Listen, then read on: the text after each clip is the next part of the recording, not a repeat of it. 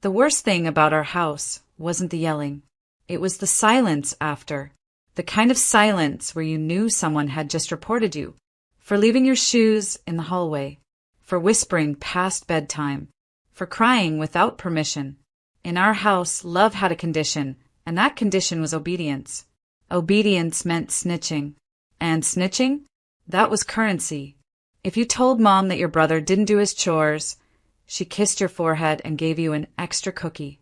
If you told Dad that your sister was hiding snacks, he smiled and said, "You're the good one." I used to want to be the good one. So I snitched too. On my siblings. On myself. On anything that would earn their praise. I didn't realize until I was much older that what we were really doing was destroying each other to earn scraps of affection. My name is Maya James, and from wherever you're watching this, stay with me. Because the night I saw what they did to my little sister Lily, I stopped being their daughter and became her escape route. It was our usual Tuesday night dinner. Casserole overcooked, watered-down soda, the old TV buzzing with reruns no one watched. We sat in assigned seats, yes, assigned like prisoners, and passed the food silently. That's when Dad asked Lily if she'd finished her math packet. She hesitated, then said, "Yes, sir." But I saw her eyes. They darted too fast. She was lying. And worse, she was scared. A flicker of panic danced across her face. And for just a second, her hand curled protectively around her ribs. No one else noticed, because no one else was looking. That's when it hit me. I used to be her, the good daughter, the rule follower, the spy, until I got too old to be useful and too aware to stay quiet. So they replaced me with Lily, 8 years old, bright, sweet, fragile, and slowly becoming a shadow of herself. Later that night, I found her in the hallway, kneeling by her backpack. She had taken out her notebook, not her school one, but the one she kept under her bed.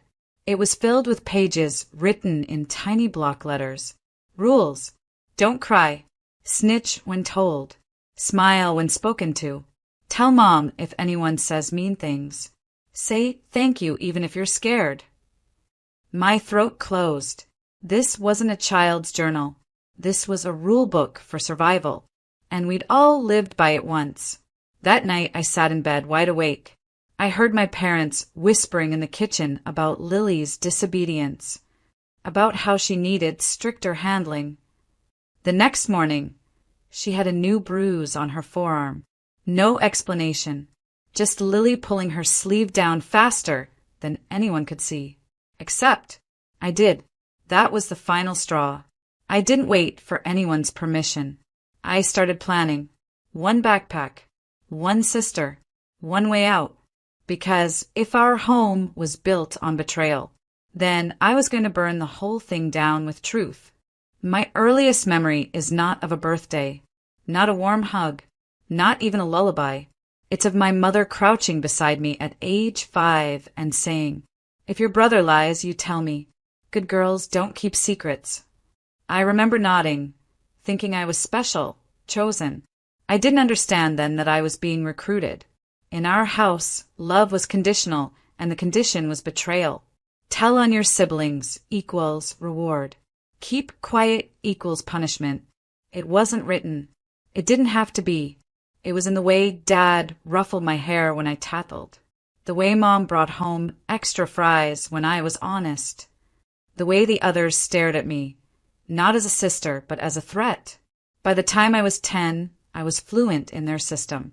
I knew the difference between being favored and being used.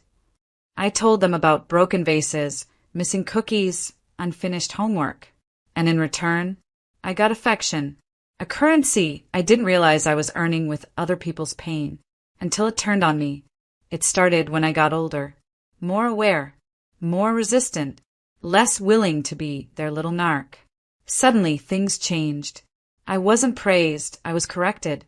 Why didn't you tell us your sister was crying at night? You're supposed to help us keep the house in order. You're falling behind, Maya. They didn't say it directly, but I understood. I was being replaced. By Lily. She was 8. The same age I was when they began molding me. They didn't raise us with love. They raised us like a network of scared children, each spying on the other, hoping to avoid the next storm. The price of loyalty? Your soul. One night when I was 15, I forgot to do the dishes. I thought they wouldn't notice. Lily, just a toddler then, went to bed early. But the next morning, Mom pulled me aside. Lily said you didn't clean the kitchen. She smiled while she said it. Not angry, just satisfied, like she'd already won the game before I even knew we were playing. That's when I realized they weren't parenting. They were conditioning. By the time I turned 18, I moved out, got a job, scraped by, and visited when I could. But every time I walked back into that house, I felt the pull, the invisible leash. Lily would hand me a glass of water and glance nervously at Mom, as if waiting for approval. She always sat straight, spoke softly, avoided mistakes like they were landmines. Just like I had. I should have seen it sooner. I should have known. But when it's the only kind of love you've ever known, it doesn't feel like control. It feels like home. Until the night I saw Lily flinch. Not just scared. Trained. That's when everything fell into place. The notebook, the rule following, the fake smiles. She wasn't learning how to be a child. She was learning how to survive the same where I had barely escaped. And I couldn't let her grow up thinking obedience was the only way to be loved. So I made a plan. Not loud, not messy, just final. Because if love was a trap, then I was going to cut the wires and take Lily with me. Lily never ran. She drifted. She moved through the house like a shadow trying not to cast itself. Quietly, carefully, always waiting for someone else's temperature to drop before speaking. She had the stillness of someone who'd been punished for being loud, and the reflexes of a child who knew that even breathing wrong could have consequences. I started watching her closer after that night at dinner. The flinch when Dad asked a question. The way she paused before answering, like she was trying to remember the right version of the truth. The way she looked at me, not like a sister, but like a soldier silently begging for backup. One night, I knocked on her door. No response. I pushed it open gently. She was curled up on her bed, still in her clothes, notebook clutched tight in her arms like a shield. Her room was spotless. No toys. No clutter. Just discipline. I sat beside her. Quietly. Carefully. "Can I see that?" I asked, pointing to the notebook. She didn't say yes. She just handed it over. Inside were pages and pages of rules, written in stiff, blocky handwriting. Be honest, even if it hurts someone. Tell Mom everything you see, or you're just as guilty. Crying too much is bad. Big girls don't cry. If you make a mistake, you lose trust. Don't make Maya look bad. It gets everyone in trouble. Being good means being quiet. I flipped to the back and found drawings. Stick figures. One always smaller, standing behind bars. Another one, bigger, standing outside, crying. I couldn't breathe. My parents hadn't just turned her into a spy. They had turned her into a prisoner. That weekend, I waited for the perfect moment. Mom and Dad were outside arguing about the water bill. Mark was playing video games with headphones on. The house was momentarily distracted. I walked into the garage to grab some old boxes. That's when I heard it. Lily. Crying. My father's voice. Sharp, disgusted. "You lied about the worksheet again, didn't you? You think lying makes you smart? That's why you're always last." There was a thud, the sound of something light being knocked over, and then silence. I didn't hesitate. I pushed open the door. Lily was standing near the wall, shaking. My father turned to look at me, mouth open. I stared at him, calm, frozen, documenting the moment with my eyes. Lily's arms were wrapped around her stomach, like she was holding herself together. I didn't say a word, just walked over, crouched beside her and whispered, "Do you want to leave?" Her eyes wide, looked up. She nodded. That night I packed 2 backpacks. One for her, one for me. No fanfare, no goodbyes, just our essentials, her notebook, and a single page I printed before we left. A map, out of the only world we'd ever known. I took her hand, and this time she didn't flinch. We left just before midnight. 2 backpacks, 1 tank of gas, no rear view, mirror glances. Lily sat in the passenger seat, gripping my hand like it was the only solid thing in her world. She didn't ask where we were going. She just whispered, "Thank you," and held on. We drove for hours, no music, no talking. Just the sound of tires on cracked asphalt and a kind of silence that felt like a scream slowly fading into peace. By sunrise, we were 2 states away. I'd already planned it. Weeks ago, I started preparing quietly. I saved cash from my freelance jobs, opened a new checking account, scanned copies of all our IDs, and researched shelters that didn't ask too many questions. We pulled up to a women's shelter just outside a small college town. I'd called them the week before and said, "I'm not running from a man. I'm running from my parents. With my little sister. We need help." The woman on the phone didn't hesitate. "Come." They took us in, gave us a room with 2 small beds, clean sheets, and a welcome basket with toothbrushes and stuffed animals. Lily picked the smallest one, a bunny, and held it like it was something sacred. We were safe. For the first time in years, we were safe. The director of the shelter, Ms. K, sat with me that evening. "You understand," she said gently. "Once we report this, things will move fast." "I want that," I said. "They're not going to stop unless someone makes them." I gave them everything. Photos of Lily's bruises. Screenshots of family group chats where obedience was praised and silence punished. A video recording of my father yelling in the garage. A scanned copy of Lily's notebook, her rule book for surviving. My own testimony. Dates. Patterns. Names. Ms. K looked through it all and said, "You did more than most grown adults would." I didn't feel brave. I just felt done. Of course, my parents noticed we were gone. The first few days were filled with missed calls, angry voicemails, and frantic texts from my mom. "Where did you take her?" "You're brainwashing her." "You don't know what's best." Then came the pity parade. "We're worried about you. You're not well. Come home, Maya. We can talk." I didn't respond, because I knew what that talk would be. Gaslighting, guilt, promises that would dissolve the moment we stepped back into their house. So instead, I stayed silent and let the system speak. Child Protective Services opened a case within 72 hours. I met with the caseworker, gave my full account.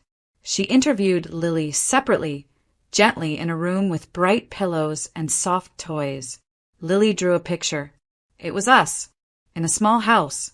No bars, no bruises, just her, me, a garden, a son. She smiled when she showed it to me, and for the first time in her 8 years of life, her smile didn't feel like survival. It felt like freedom. That night, as she drifted off to sleep in the bed beside mine, I sat by the window and watched the stars. They looked clearer than I'd ever seen them, and I thought, they raised us to snitch for love, but I raised her to live. The system moves slowly, but when it moves with truth behind it, it becomes a force no lie can outrun. 2 weeks after we arrived at the shelter, we were assigned a social worker named Angela Mendez. Sharp, direct, protective. She didn't ask me if I was sure. She said, "We believe you." And then she got to work. She interviewed Lily again, collected drawings, letters, and voice recordings I'd made in secret for years. Conversations I captured without knowing what I'd ever use them for. She even pulled public records, school counselor notes from when Lily started stuttering in 2nd grade, ER visits for clumsiness that didn't add up. The truth was there. It had always been there. It just needed someone to stop apologizing for it. At the same time, my parents began their counterattack. They told neighbors I'd kidnapped Lily. They told extended family I was mentally unstable and filled with childhood resentment. I got a call from an old friend, someone who used to come over for study groups back when I still lived at home.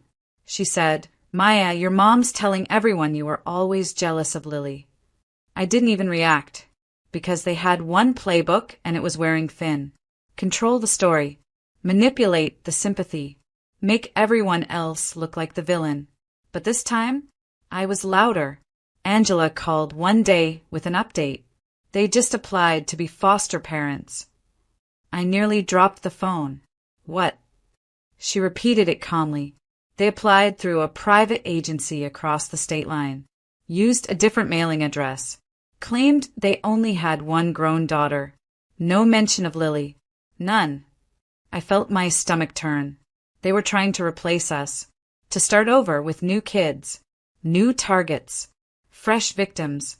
I closed my eyes and whispered, no, not again.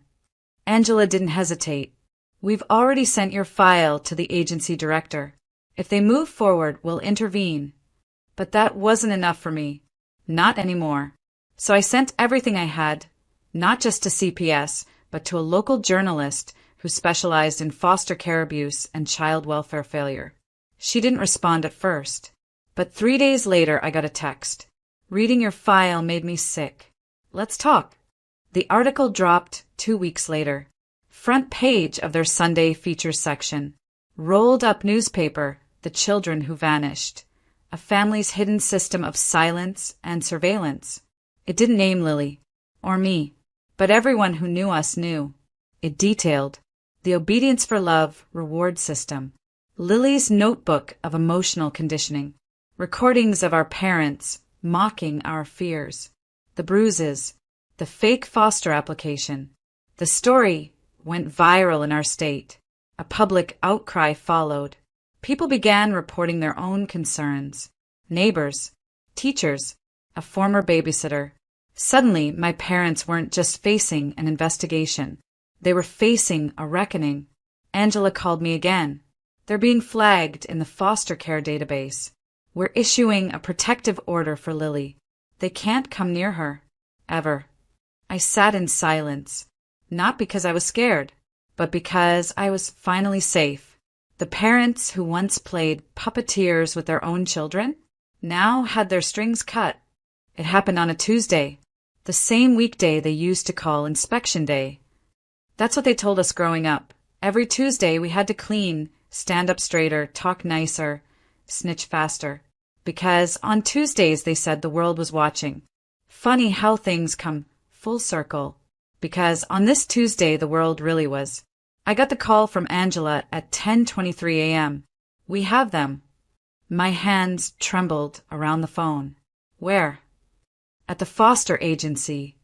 I didn't speak. I just let the silence stretch as I imagined it. My parents, dressed nice, clean lies in their mouths, applications in hand, probably bragging about how they used to foster informally. They likely smiled when they said I was a troubled adult child who'd run away, leaving poor Lily with them alone. They were probably mid-sentence when the officer stepped in with a clipboard and cuffs. Angela confirmed it. They were still mid-interview when we walked in. The staff froze. Your dad asked if it was a mistake. It wasn't. Turns out the foster agency had reviewed the article after I tipped them off and quietly flagged the application. They didn't warn my parents. They just watched and waited. The moment CPS sent the legal order, the trap closed. The charges? Emotional endangerment, documented psychological abuse, perjury on a foster application, intent to deceive a childcare institution, and worst of all, a pattern. When investigators dug deeper, they found more.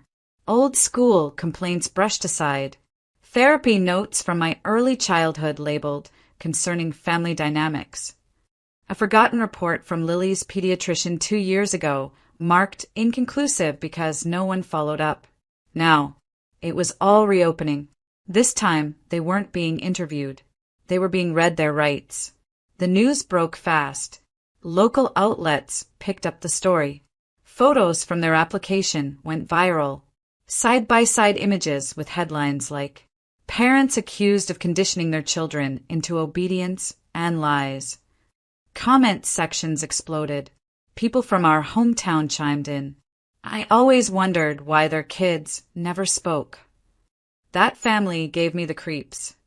I babysat once, and the kids weren't allowed to laugh too loud. My extended family started reaching out, aunts, cousins, people who had once ignored every red flag. Suddenly, I wasn't dramatic. I was right. I sat on the couch that night with Lily. She was coloring, something soft, pink, full of light. "Do you miss them?" she asked quietly, not looking up. I took a breath. "I miss the idea of parents who were safe," I said. "But those weren't ours." She nodded slowly, then pointed to her drawing. It was us again. Bigger house. A son wearing sunglasses. A rabbit in the yard. "Do we get to keep this house forever?" I smiled. Forever and ever. The next morning, Angela called again. Formal charges had been filed. Restraining orders made permanent. And the best part? The judge ruled that my parents would be barred for life from fostering or working with children in any legal capacity. A generational cycle shattered, not by screaming, not by revenge, but by two girls who walked away and never looked back. For the first few weeks after the arrest, Lily slept with the light on. Every night, no matter how peaceful the day had been, no matter how many bedtime stories I read, no matter how many times I promised, "They're gone," she'd fall asleep clutching the same stuffed bunny from the shelter, as if it were the only witness that truly understood. And maybe it was. But slowly, very slowly, things changed. The shadows got softer. The house got brighter. And Lily? She started to bloom. Not all at once. Not with fireworks. With little moments. Like the day she laughed so hard at a cartoon she fell off the couch. Or when she asked if we could paint her room sunflower yellow. Or the morning she whispered, "Can I call you Mama instead of Maya?" I cried in the pantry for 10 minutes after that, then came out, hugged her, and said, "You can call me whatever makes you feel safe."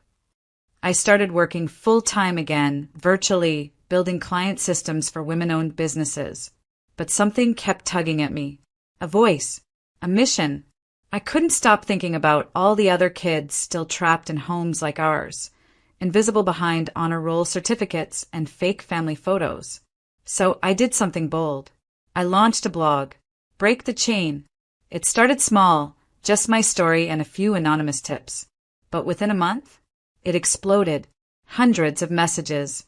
"This is my life." I thought I was the only one. I raised my siblings too, but no one talks about it. You put into words what I never could. I wrote guides on emotional gaslighting, breaking parental conditioning, how to document abuse safely. I started offering Zoom calls with other survivors, especially those with younger siblings they were trying to protect. One girl wrote, "You don't know me, but I followed your story. I took my brother and ran. He's safe now, because you were brave first." I sat with that message for a long time, not in pride, but in purpose, because the girl who once whispered for permission to leave now helped others unlock the door. Lily started drawing pictures for the blog. She signed them with a rainbow crayon and the name Hope. That's what we called her art series, Hope's Corner. Readers loved it. One day, we got a package from a small nonprofit. Inside was a framed note. "For Maya and Lily, you turned pain into purpose. We see you. We thank you. You're breaking chains all over the world." It came with a plaque. We hung it above Lily's desk. She looked at it, smiled, and whispered, "Do you think Mom and Dad see this?" I thought about it. The mugshots, the judge's words, the locked courtroom doors. Then I said, "I don't know. But even if they do, they wouldn't understand it. Because they never built anything real. They just controlled what they feared. But us? We planted something. And it was growing. The courthouse smelled like old paper and forgotten secrets. I hadn't planned on going. But when the sentencing date was announced, something inside me whispered, "Finish it." So I did. Not to gloat. Not to scream. but to close the book that had written over my childhood in ink I never asked for. Lily didn't come. She was at school, her backpack filled with art supplies and dreams, exactly where she belonged. I sat in the back row of the courtroom, silent, calm, alone. They brought my parents in separately. My mother looked thin, hair gray at the roots. My father looked smaller, like a man who had shrunk beneath the weight of being exposed. They didn't see me right away. The prosecutor recited the charges: coercion, emotional endangerment, patterned psychological abuse, fraudulent misrepresentation on foster documents. And then came the letters from us. I had written mine weeks ago, a quiet blade in the shape of truth. The judge read a portion aloud. They didn't raise us to be strong. They raised us to be silent. And when we finally spoke, the world got louder than their lies ever were. I didn't need to speak in that room. My words were already doing the work. The sentence? 5 years probation. Lifetime ban from fostering or working with minors. Mandatory psychological treatment. No contact order. Permanent for Lily and me. It wasn't dramatic, but it was final. And in our story, final is more than enough. As they were let out, my father glanced up. Our eyes met. He opened his mouth, but I shook my head just once. No more pretending. No more half apologies. No more reaching across a canyon. He dug with his own hands. My mother didn't look at me. She just stared at the floor. I walked out of the courtroom without a single word, because the daughter they used to control didn't exist anymore. Outside, a social worker was waiting, young, nervous, holding a clipboard too tightly. I just wanted to say, she began, I read your story. I followed the blog. You're the reason I went into this work. I smiled, not because I needed the praise, but because I realized something. They raised me to snitch, but I became a witness to what survival looked like, to what resistance looked like, to what healing looked like. That night, Lily drew a picture. It was us, in a bright house with open windows. There was a garden, a rabbit, 2 cups of tea on a table, and above it in rainbow crayon, home. She handed it to me and asked, "Can we hang this by the front door?" I nodded, then knelt down and looked her in the eyes. This is yours, not because you obeyed, but because you're free. She smiled, not because she was told to, but because she meant it. They turned us into spies, taught us that love must be earned with betrayal, that silence was safety, that fear was loyalty. But I took my sister's hand, and we ran through the fire together. And now we don't live in shadows. We live in color. We live in choice. We live in peace. They tried to raise informants, but we became something else entirely. Free.